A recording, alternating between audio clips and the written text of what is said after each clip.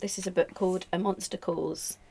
It's a novel by Patrick Ness, but an author called Siobhan Dowd, I think, came up with the idea and the story, and she died before she was able to finish it from cancer, and so he's kind of written it on her behalf. So it's about a monster who shows up to this boy whose mother is also dying from cancer, and he doesn't know how to deal with. He's so young, and he doesn't know how to deal with this or how to let it go. And this monster turns up in the form of a yew tree and helps him to process what's happening. And it's quite a scary book in some ways, but I think it's dealt with where the subject is a really good way of dealing with it. Amazing illustrations. Who's yeah. the illustrator? That is a good question. I'll probably say on the inside.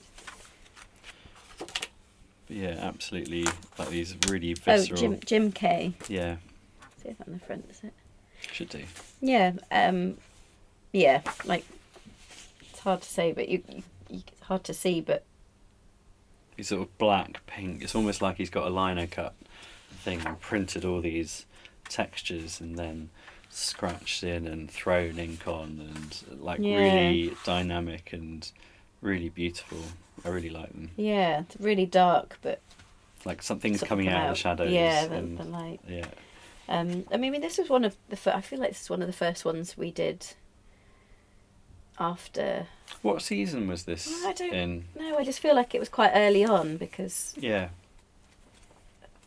We did all the ones inspired by the folk tales, and I feel like this is one of the first ones that I wrote after that. Yeah. I don't think it was from.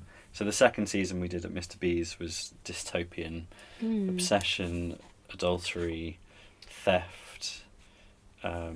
Yeah. Oh, so maybe I may be thinking. We had revolutions. What was the one that it did on the Banjolele? That was the Banjolin. Oh, that was Alexandra Fuller. Yeah. One. Was that Revelations? What's that was Cocktail Hour Under the Tree of Forgiveness. I know, but in the. That was Into the Farthest Reaches. Yeah. Okay, so it was on the first. Yeah, so they're both on the first 4. Yeah. Yeah. Yeah. But what I remember, thank you. It always helps to hold the book while you're talking about it, doesn't it? Yeah. But for me, when I was reading it, it took me back to when I was at primary school, and I had a friend whose mum got ill, had cancer, and she died, and it made me just think about what she had to deal with at that time. She was very young, and I don't know if don't feel like I was as good a friend as I could have been, or we were all very young. We didn't really know how to process it either. So it made me think about how, what she had to go through and and it made me get in contact with her as well. Who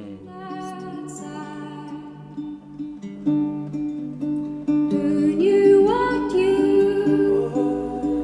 had to go through when it ended, or who's glad?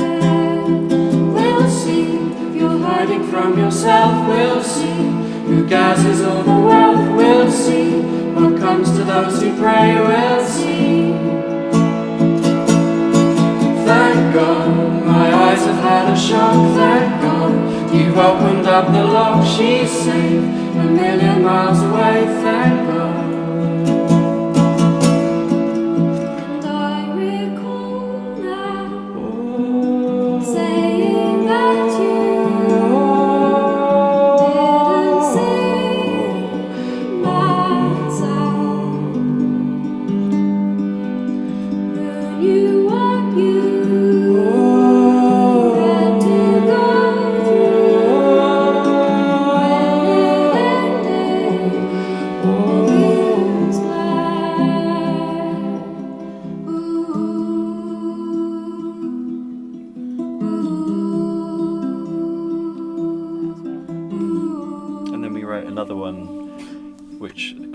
for an ending, which was, it's like you don't quite know what.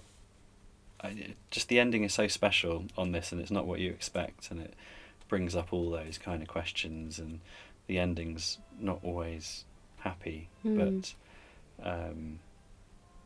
it was very poignant. So, and I think you're relating it to expectations of how your own lives are going to go, and you know, always wanting a happy ending, but knowing that it could be anything, but to be poignant and is a hope. Yeah. I suppose. Do you know, I've just read Grief is a Thing of Feathers. Mm-hmm. By Max Porter. And it's reminded me of that. I don't know if it's because the illustrations aren't similar, but it's just maybe having something that represents. And there's birds all the way through it. Yeah, it's like so maybe the crow it's is sort of feels like a symbol, doesn't it? Yeah, Of but death.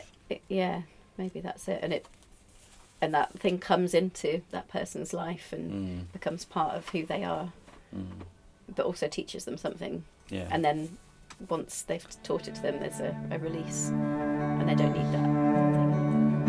For a story, you know, this is not what I thought I'd find.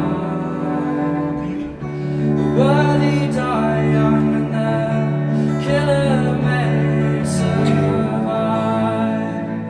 Being nice won't save me. Honest means you won't mind.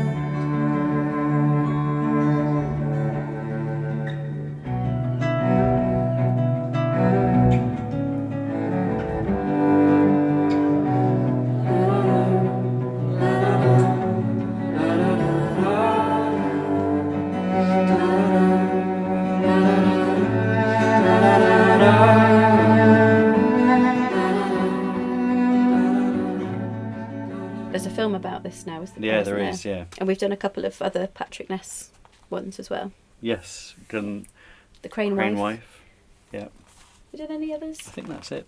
Maybe. I Yeah. would think. We bought a copy of one of the other Yeah. ones, but I don't think we ever had the occasion. We kind of need an occasion To to write us force up. us to write us. I know, we need that motivation. Yeah.